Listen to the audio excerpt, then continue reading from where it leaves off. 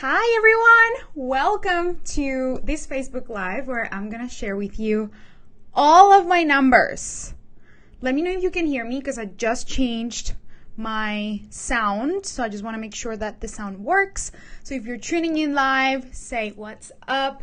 If you're watching the replay, say what's up too. Give me a hashtag replay. I would love to give you a shout out.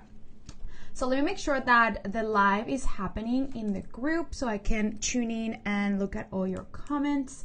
It's happened before that I go live in the wrong place, so I don't want that to be happening. Okay, let's see. Give me 1 second. Let's see. Okay, I think we're live. Yes, I just found the video. So let me just bring it up. Alrighty, cool. So I'm just going to put this in mute. Hi, Maddie. Hi, Farland. How are you? Pretty in pink. Yes, this is so old, you guys, but I keep it. I've kept it ever since I lived in Australia. Like a long time ago. And I bought it when I was I don't know, I was really young. And I still like it. It's really fun. So I'm going to tell you all the things about my launch. I'm so excited. I'm going to give you all of my numbers, the breakdown, the sales, how I got here. I'm going to tell you all the things that were wrong and how you can make sure you don't make the mistakes that I made in this launch. And I also want to tell you what I had in place to make sure that this launch actually felt like the easiest thing I have ever, the easiest launch, group program launch that I have ever had before. Just to tell you, I did not work a weekend this launch. And normally I work all of the time when I do a launch. I was just I'm just going to chill.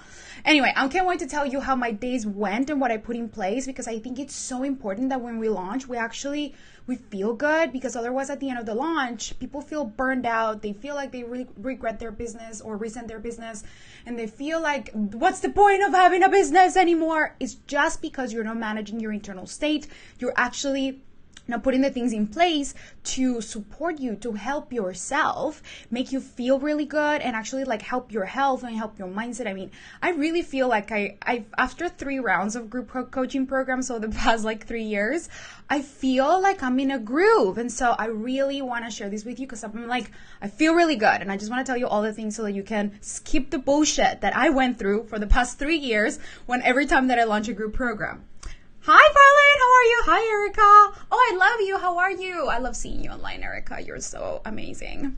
Okay. Are you excited? What are you most excited to hear about? Tell me in the comments.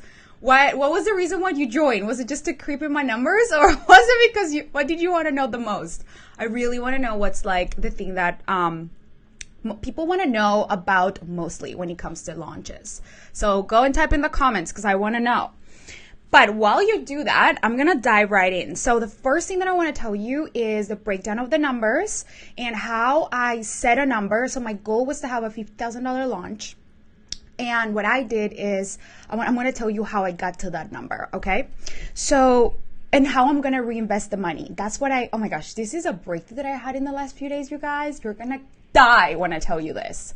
It's going to be so good. Okay, so first, how I make the money, what I'm going to do with it.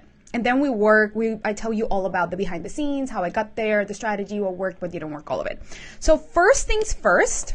Okay, Farley wants to say the mistakes. Trust me, I'll tell you. Okay, so I'll just go over the numbers quickly. So there were 7 people who joined. So the goal was $50K. There were, the price point was $5,000 for the program. And the payment plan was 3 payments of $1,850, so it was a total of $5,500 if you paid with the payment plan. And my goal was $50,000. So it was essentially 10 people. 10 people at 50 at about $5,000 is about $50,000, right? So that was my goal. I set the intention, and I used this little baby over here, my best self journal that I sent to all of my clients. Maddie, I still have to send it to you. Oh my gosh. And I used this journal to help me plan the launch. I was like, this is my goal. These are the milestones. This is what I'm going to do. So I wrote my goal every single day. And this is what I teach all of my clients. Write your goal every single day. Get clear on the things that you need to do in order to move you forward ahead of time so that you're not just winging everything last minute. So I ended up getting 7 people who were part of the program, the mastermind, and then I ended up getting one-on-one client who put a deposit down for working with me later. So essentially I had 3 painful clients, so that was $15K collected, and then there was 4 people on payments, so that was essentially $22,000 in sales. And then out of those, obviously they gave me the first payment, so that was $7,400. I'm looking at the numbers. So in terms of the mastermind, it was $37,000 for the mastermind. And so I was like, oh my gosh. So I'm going to pause here for the numbers because I'm like, fuck, $37,000. Like, I was like, I need to get 10 people in this program. Oh, no, I don't need, but I was like, my goal is to get 10 people in this program, not a one-on-one client, right? Like, I was just like, I don't have capacity right now. So what was really interesting is that, and this is what I want to teach you guys, that as I set my goal and I had this vision, it has to be 10 people. For a while, I was so attached to that. And as I started the launch, that I'll tell you a little bit about how I planned it and the strategy and how it all went, I noticed, and this is normal, and this is what I want, and there's so many things I want to tell you. So I want to tell you this. When you start a launch, you open the card, you do whatever you do to launch the program, you are going to get the most amount of signups at the beginning and then at the end. I know this from experience. So if you don't have experience launching, don't let this discourage you because it's perfectly normal. And so when I started the launch, I got a bunch of people applying and people were applying and replying and all of it. And then I was like, okay, enrolling some people for the first week. And I had 3 weeks left of the launch. And I'm like, where are all the people? And I was like, wait, this is normal. This is great. And so I relaxed. I leaned back. I was like, great, I'm just going to continue doing what I know, what I've planned. So that's the first lesson I want to pass on to you. That if you are right now in a launch, or if you're like, why are the people not signing up right away? I want you to not look at the evidence as evidence that is not working. I want you to look at the evidence or what's going on as this is what it looks like when it works. This is how I've planned it. I trust my planning, and all I need to do is just continue my plan, continue executing the plan that I've already created, right? Because sometimes we just get like, why? We imagine that we're just going to have like 1 people apply every day and we're going to enroll 1 people every single day. It's like ideal, but that's not how the universe works. That's not how life works, right? So what I did is I lean back because I know this is how it works, right? People apply, like join at the very beginning and then at the very end. And so I got a bunch of people at the beginning, and then it was kind of just like quiet and relaxed, and I just focused on implementing and continuing to do the work. And then I had a call with a client who was like, I really want to work with you, but I want to work with you one-on-one. So I stayed flexible, and I was like, well, the only way that I can work with you one-on-one is if you put a deposit down, and then we can start in November. They were like, perfect. And that's how I met my goal. So I had 7 people. It wasn't 10, but it was 7. And the funny thing about this is that my intention was that I wanted to have, what did I write here? Keep it simple, less people, more intimacy. And of course, the universe delivered exactly what I needed, right? Less people, only 7, only really like another one-on-one client, and more intimacy. So I got exactly what I wanted in the end. Does that make sense? Farlene says, so true, people always sign up the last day for me. Yes. So I really want you guys to sit with this as you're planning a launch or attracting clients, that it can come in many different ways. I was focused on my goal, $50,000. I want 10 people, and I wrote it down. I want 10 people, and I want to sign up 10 people. By August 26th actually was my first goal, but then I was like, no, I want to give myself an extra week, and I ended up moving the launch date to September 9th as the start date of the program. And I just stayed so flexible within myself, but so committed to the goal. I was like, this is my goal, and I'm open to receiving however it comes. And I got exactly what I wanted. Intimacy, less people, keep it simple, more service. Like I really want to make sure that I just gave it all to the few clients that I had in this mastermind, because I didn't want it to be like a huge thing. I wanted it to be intimate, more premium, where they really get my attention. That's how I want to run my programs. That's how I work best. So that's the rundown of the numbers and how I stayed committed to the goal and let it come to me in different ways and stayed flexible within the launch instead of freaking out that I wasn't getting like a little child, like I'm not getting what I want. I'm not getting 2 sales a day. Like Listen, that's gonna repel. But I've done that before. I'm like, why are people not talking about what? It's like, no, it doesn't work like that. It's just like I've shifted my mindset completely, and I just stayed in a state of like, oh my God, they are so ready. They just need that next email that I'm about to send. They just need to see me one more time. Oh my gosh, they just need to, and that's exactly how it happened. Okay. Wait, why am I moving my microphone? No. Okay, so the next thing, and let me know if you have any questions about this. So I want to tell you about how I'm going to invest the money. So I had this goal and I wrote down, I'm going to celebrate. I can probably show you. I'll take a picture later. But the way that I mapped out this goal is like, this is my goal. This is what I want. And then this is how I'm going to celebrate. And my celebration was I want to get this Cartier like bracelet and a Gucci bag that I really have been looking at. I was like, and for a while I've just been like, it doesn't move me anymore. But I wrote it down. I was like, no, I'm going to feel really good when I get it. I'm going to celebrate. And for the last week, I was just like, it doesn't excite me to get things and like bags and whatever. And I was like, no, it doesn't excite me. And you know, the huge shift that I've had, because I love nice things. Like I like buy Gucci things. Like I just like things, and it's just, I like it, right? People judge it or whatever. I like it. This time I'm just like, it doesn't light me up. It didn't feel exciting to just go and spend the money on like things. Because here's what I've been getting. As I went through this launch, I realized that I've been mastering my brain so much and like my way of being that I know that the most valuable like luxury thing that I have is my mind. And if I invest the money in me, it's like the best investment I could ever make. And so what I felt called to do is like, okay, I don't feel called to buy another bag. Like that just doesn't feel like I'm kind of just giving the money to somebody when I'm like, why don't I just give me the money and like invest it in me? Because like I know that my brain will always know how to make more money if I invest in it, if I expand my skills, if I focus on how can I serve my clients better, how can I make myself, how can I improve my all of the things, my consciousness, my coaching, my everything. And because that's going to help me get like 10 Gucci bags, 10 Cartier, fucking whatever I want, right? And so I had this epiphany that I'm like, oh, it's interesting that I don't feel pulled to like spend money on things. And then I just decided that I was going to invest it in a $10,000 certification. I don't know if you guys have read the book Story Brand, but I'm going to be certified as a story brand guide so I can help my clients get even more clear on their message and really not just take it just from social media, but really to build all of their marketing assets. So their website, write the content that's really compelling, is going to be high converting on the website, on their sales funnels, and on their opt-in guides.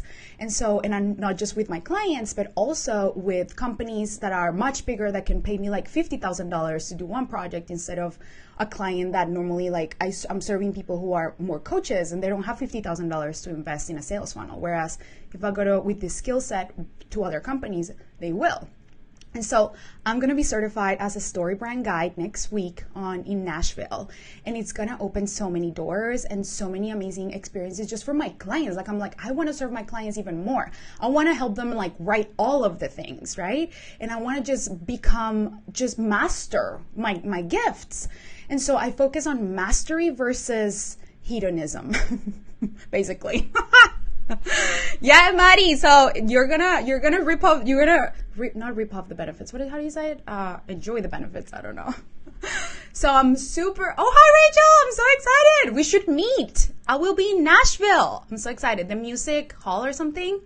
It's gonna be amazing. And so I'm like, I had to literally pay $10K up front. Bye-bye. But I know that this is going to pay off so much in so many ways. Like, I'm going to help my clients even more. I'm going to get more clients. And so I'm going to be able to buy even more bracelets if I want to. But just one of the things that I've just been noticing, as I said, is just like, I'm not really drawn to buying like things. I'm really enjoying the feeling of having money and not just like spending it in like things just for the sake of it. I'm like, before I spend it, I'm with it.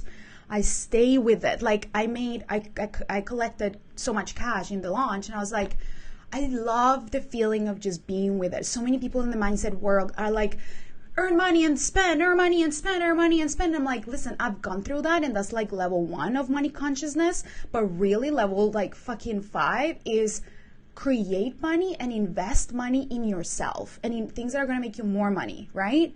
And so it's kind of like with like resisting the urge. So like if I have money to spend it, and it's fine, like I still spend money, trust me, it's fine, but I'm just doing it more intentionally and consciously, thinking more long term than just like in the immediate thing that I'm like, you know, I went to Gucci to fix my glasses the other day and I was like, oh, I can buy this bag for like $17,000, and I'm like, no, what the fuck, I don't need that. I don't need that. Like, I don't need things, you know? So anyway, that's been a huge thing for me, because like normally I like to reward myself with things, and it's just been a completely different mindset shift. Okay. So Rachel said that would be so fun. I'll take you on cute. Oh my gosh, let's totally meet up, Rachel. Yes. And Kathleen says mastery is so important. Mastery very hedonism. Yeah. It's so, watch out for those people out there who are just like, you know, look for the short-term pleasure and just enjoy everything that you want right now. Just like do whatever feels really good, because your brain is always going to want the short-term pleasures that don't actually serve you in the long term. So anyway, that's a whole new live stream. But that is my lesson in how I'm going to reinvest the money. So mistakes. Mistakes. Let's get on with it. Okay. So I really wanted to get some support in some of my content creation, because I'm a strategist. So I'm really good at like mapping the launch. I'm basically like all of the things, because I'm really good at all of the things in terms of mapping the strategy and executing it, right? I have my team who can help me. So I have 2 team members, and one of them, that's my VA, and she's more than a VA. She's amazing. And so she helps me kind of get the content out, schedule it out, and she like does all the content distribution for me. But I wanted some help in the content creation, because I wanted to focus on just being able to be present and show up for my people. And I wanted to do really good, epic posts. And so what I did is this is one thing, you guys, I hired somebody to help me with content. I hired 2 people. You know what? I was disappointed every time. I was like, fuck, I just spent all that money on a copywriter and he just didn't know. And I was like, fuck. So I spent $3,000. I think Olapi was like $4,500 that I spent, because I wanted some support so that I can just show up in my zone of genius. Like, and for the 5-day challenge that I did, which was the conversion event, that normally I recommend that you have a conversion event for a launch, just to make sure that you're building momentum and there's like eyes on you. So for that, I wanted to just be able to create the content and show up for that, and just be really there for all the sales calls that I was going to have, and not just be thinking of like, I need to create a bunch of content. And so I wanted to hire it out, even though it's my zone of genius, right? I was just like, I need help. And so what I noticed is that a big mistake is thinking that somebody's going to do something better than you that you're already really good at. Maybe this doesn't apply to all of you, but it applied to me. And it was a big mistake thinking, oh, I think they can do it better than me. And if this doesn't apply to you with writing, this applies to you in any other way. Like thinking that somebody can do something better than you, and then you kind of just give them all the power of decision making, or of just like taking the direction, when in reality it's your responsibility to guide them. And so I feel like I didn't really guide people properly in this scenario, and I can take responsibility for that. And I just ended up taking some of the pieces that we worked together on, and then I would just roll the content on my own. And then I just did it. I was like, it needs to feel good to me, because they were just using like either really salesy, weird, like masculine tactics, which I'm like, hell no, that's not me. That's like the opposite of me. And then this other person was like just writing shit that I'm like, that's never gonna convert, right? And so it was just such an interesting experience for me, because everybody was like, you're so good at copy, like just write it. And I'm like, I know, but am I? Like there was some thoughts about like, can I do this? It was so interesting when he's like, my zone of genius. And so it was a reminder that there will always sometimes be questioning thoughts that you have, is like, can I do this? Am I the best at this? And when I show the copy to the people that I hired, because we ended up like having a good relationship anyway, they were just like, this is so good. This is really good. You did an amazing job. And I'm like, oh my God, really? Thank you so much. Yes. And so it was just a moment for me to like never give the power away, my own power away, thinking that somebody else is better at my business than I am. I am the CEO. I am the best person to give direction.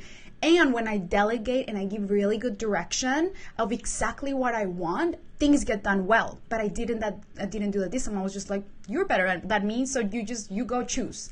No, you have to give direction. So when you hire a VA, when you hire a copywriter, when you hire a brand designer, whatever it is, a new team member, make sure that you're really clear on the things that you want them to do, and you communicate that really well, and you're open to flexibility and for them to learn and fuck up a little until they get it right, instead of just hoping that they just know your business better than you. Okay. Hi, Chris. Oh, Maddie, I know I'm so amazing at copywriting, but I had a minute where I was like, too many things on my plate. I want to delegate. So I was like trying to delegate, but I didn't do it in the most correct manner to really get the best results, right? So the copywriters are amazing. I love them so much. They're like some of my closest people, but it was just a little bit like not the greatest experience. Okay.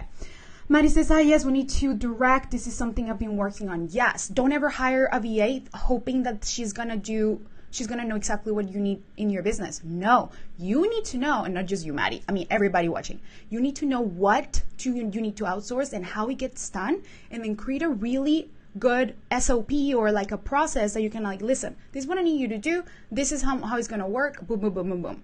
Because then you're not going to be disappointed, and then you're not going to confuse them, and then everyone's going to have an amazing experience. So that's just more like how to become the CEO of your business and really delegate in the best way possible. Because I do that really well with my VA. I'm really good at directing, but in this scenario, I was just like, need help fast, boom. And it just did not go well. Okay. So Richard says, leaders lead, managers delegate, and hope.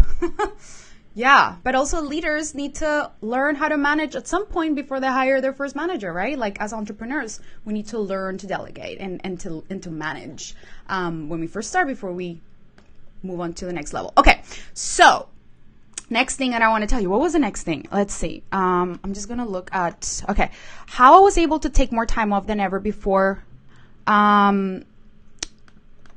Okay, oh, by the way, so one of the things that I wanted to say about how I handled it, so important, you guys. This is business lesson. This is so important. Okay, this can happen. This applies to you if you need to have difficult conversations with contractors, okay? So when I was going through that whole thing with my team, with the team members that I had hired that were just like, man, I don't know about it. I came from such a clean place, and I acknowledged like, hey, thank you so much for what you're doing. And like, I'm actually, I take responsibility for not having given you enough direction in this. What I would like to do next is this and that. So I came from a really clean place, and I didn't create any drama or any stress on the whole experience. And so that's how I handle it really gracefully. Like when you have shit happen in your life with coaches, with clients, with whatever, it's all about really slowing down, taking responsibility for what's yours, and then communicating in a really graceful way to acknowledge them for having tried the way that they did, and then communicating like what you actually expect instead of kind of like swallowing it without communication. So that's important when it comes to like when you're managing a team. Okay. How I was able to take more time off than ever without hiring more help, the thing that gave it momentum. Okay, these are two separate things, but I was able to take time off because I decided that I was not going to work weekends, and I plan ahead of time. So I said, okay, this is how my lunch is going to be, and this is what's going to give it momentum. I decided to do a 5-day challenge, and I decided that was going to give it it's a conversion event, right? Like, so people use webinars or 5-day challenges or 3-day challenges or like whatever you want to call it. That's called a conversion event. And so what that does is it creates momentum and anticipation, and it brings everyone together closely to learn about something that you can help them with. So it creates awareness about what you're doing, and then from there, you open the doors to your offer, and now people are more aware, right? Like their attention has been on you, they have learned something, then you can launch something that, then you can do your emails and everything else. It's like an event. It's just like more fun. It gets more eyes on you. And so I wanted to do a conversion event, and I did it. It was a 5-day, five-day client attraction sprint where I gave so much value. It was amazing. And then from there, I just trusted that I had mapped out all of my posts and emails ahead of time. And I did. So I had everything prepared. Most of the posts had everything prepared. I had prepared in advance. So I wasn't scrambling at the last minute to try to make something happen. None of that. I'm done with that. I know that some people love working and like flying by the seat of their pants. I just don't work that way. I've tried it. I'm like, oh, I should. No, I shouldn't. I like to be, I'm a planner, and I feel so much more inspired when I'm not under pressure. And I feel just, I can take time. I can just be and not just react. I can respond, not react. And so I executed my plan, which I had planned 2 months before. I started mapping out the launch and really thinking, cool, like what are the topics that I want to talk about? What could be really fun to talk about? And I just wrote, a certain number of emails and posts. And then I just gave that to the copywriters, but that didn't turn out well. So I ended up having to like complete it over one weekend. But then I felt so good about it. And all I did was just tell my VA, cool, here are all the emails. Here's when to send it. Thank you. And I literally had so much time off throughout the weekend, I can't even tell you. So Chris says, I feel like this would be really helpful for you. Guidance and support is, he's tagging somebody. Okay, amazing. Hi Belinda, hi Steph, hi Angela. So good to see you guys. Okay, so my lesson here is don't be afraid to sit down and plan your launch. I know so many people are like, it's so confusing. It's so easy. And if you need help, let me know, because I can totally help you. I just planned it and it was so much fun. And I did it in advance, and I just like really envisioned what I wanted to do ahead of time without overthinking. I just kind of kept it here. I'm like, ooh, what could be cool? What could be cool? And I ended up kind of deciding last minute to do that, not last minute, but like 2 weeks before the launch, that I was going to do that conversion event. And then I was just like, okay, great. But I have all the emails that are going to go out after. So I feel really good. So I just plan ahead of time. I honor my word, and I didn't turn into a hot mess or pretzel thinking like, what am I going to do now? What am I going to do now? I just had what needed to go out. Okay. So that was really helpful, and what gave it momentum was that conversion event. And I highly recommend that you guys do one if it feels really good, because it just like puts eyes on you. People still tell me like, that was so helpful. And also like, I've been watching you ever since you did that event. And what's interesting is that I enrolled the last girl in the program on the day the program started. And you know what happened? She was like, I've been watching you ever since you did the 5-day challenge like 3 weeks ago, and I've been wanting to join, but I just wasn't ready. And I offered an extended payment plan, and she joined because of that extended payment plan. And so that was really, really helpful for her. But it was so interesting because I didn't give up until the last minute, okay? Which is the next thing that I want to do. And I want to tell you about that. When you do the launch, like on Friday before the cart closed, but on Friday was the day that the cart closed, right? A week ago. And I was like, I'm still 2 people short. 2 people haven't joined yet. What the fuck? Right? And I was like, oh, okay. And my boyfriend reminded me, and he's just like, cool. Like, who can you reach out to? Like, who's been paying attention? Who's been, like, who is out there, like, waiting for you to nudge them? And I was like, what? I've been sending so many emails. Like, what? And you know what? I got present to that, like, I had been emailing with one girl who was kind of in, kind of out, and she was like, I've been getting so many results with you, just on your free content. I don't know if I'm ready. And I just had the courage to say, wait, you've been getting results with my free content? When are you going to join my program? When are you going to join? And it all turned, and then she enrolled, right? Like, we had a call and all of it on a Saturday. So we had a call on Saturday, and then she decided to join. And then I had a call on Monday with the next girl, and then I met my goal. So Madeline says, okay, I'm going to say, just like Julie says, launches have always caused me anxiety. Congrats, girl.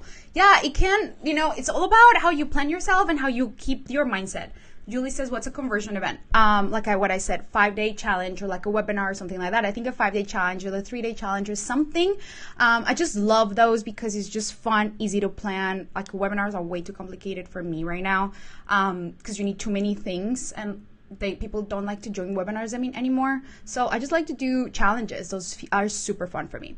Madeline says, do you directly reach out to people if somebody has been reading your content? Absolutely. I love letting people come to me. That's like 99% of the time what I do. But when I see that somebody is like, oh my gosh, I love your stuff. Oh my gosh. I'm like, so why aren't you joining? Curious, why are you joining? Let's talk about it, And sometimes it's not the right fit. Sometimes they're actually not the right fit for client for me. But sometimes it was just like such a perfect fit. I just felt like it was such a perfect fit. I'm like, if you're getting results with my free content, imagine what we can do together in the program. And she was like, I know. And I'm like, so what's in the way? And so we talked about it. And I was like, okay, what are the possibilities we can create? And then we found a possibility. And then she enrolled in the program, and now I'm helping her. Like, it's amazing, right? So I think it's important that we know that, like, lean back and, like, let people come to you. But also don't be afraid to be a stand for somebody who is like, listen, I kind of want to. Like, so why not? Why are you not? Talk about it. Be willing to be in the discomfort of, like, being a stand for somebody.